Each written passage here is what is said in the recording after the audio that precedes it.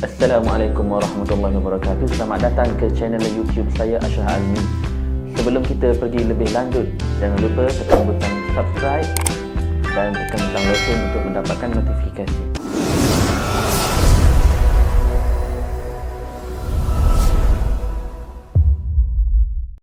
Assalamualaikum warahmatullahi wabarakatuh. Selamat datang kepada anda semua ke kelas PDPR online kita pada hari ini. Subjek Sains tahun 4, tajuk Haiwan.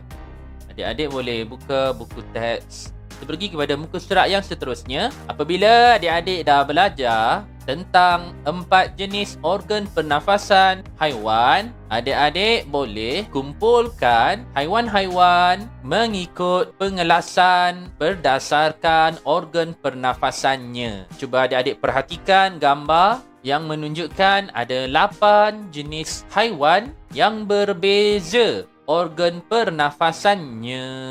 Cuba kenal pasti dulu haiwan apa yang ditunjukkan. Pertama kita ada ketam, beluncas, berudu, cacing, lintah, kucing, kupu-kupu dan buaya. Ke-8 haiwan ini boleh dikelaskan mengikut organ pernafasannya, iaitu sama ada peparu, insang, kulit lembap dan spirakel. Jadi nak mengelaskan senang sahaja. Buat peta pokok, letakkan dulu tajuk dia, organ pernafasan haiwan, dan dipecahkan kepada 4 kumpulan. Jadi 4 kumpulan ini mewakili jenis organ pernafasan haiwan. Kumpulan pertama peparu, kumpulan kedua insang, kumpulan ketiga kulit lembap, kumpulan keempat spirakel. Jadi daripada gambar ini, haiwan apa bernafas menggunakan peparu? Contohnya seperti kucing dan buaya. Untuk haiwan yang bernafas menggunakan insang pula, contohnya seperti berudu dan ketam. Haiwan bernafas menggunakan kulit lembap, contohnya seperti cacing dan lintah.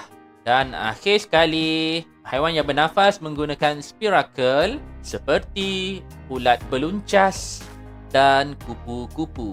Jadi boleh faham tak ni? Pengelasan. Pengelasan ni maknanya kita kumpulkan sesuatu benda itu mengikut persamaan dan perbezaan yang kita kenal pasti pada benda tersebut. Kemudian kita letakkan dalam kumpulan yang betul. Okey, seterusnya cuba kamu kelaskan haiwan-haiwan di bawah pula mengikut organ pernafasannya. Untuk kambing dulu. Organ pernafasan kambing adalah pada kumpulan yang mana? Kambing adalah menggunakan peparu. Okey, udang menggunakan insang. Pacat menggunakan kulit lembap.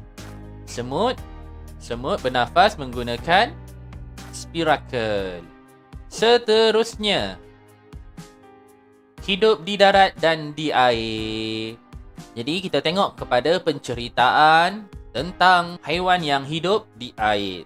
Pada suatu petang, katak dan ikan berbual-bual di dalam sebuah kolam. Wah, seronoknya kamu katak. Boleh hidup di darat dan di air.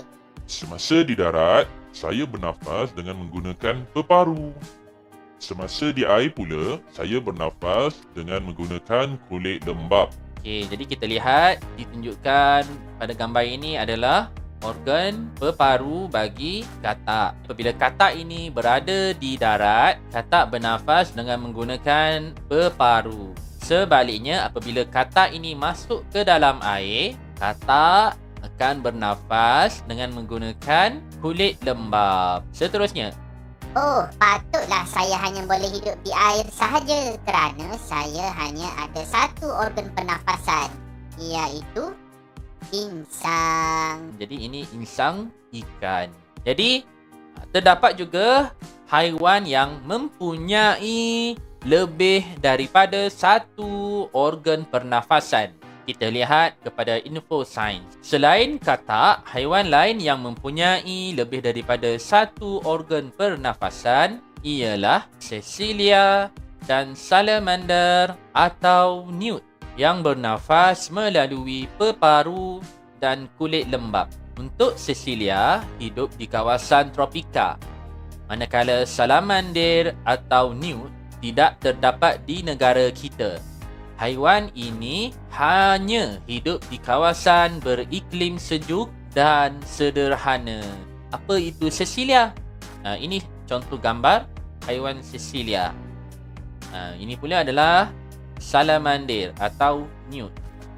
Jadi, ada 3 haiwan yang kita ketahui bernafas dengan menggunakan lebih daripada satu organ pernafasan, iaitu haiwan tersebut adalah katak, Cecilia dan salamander atau newt.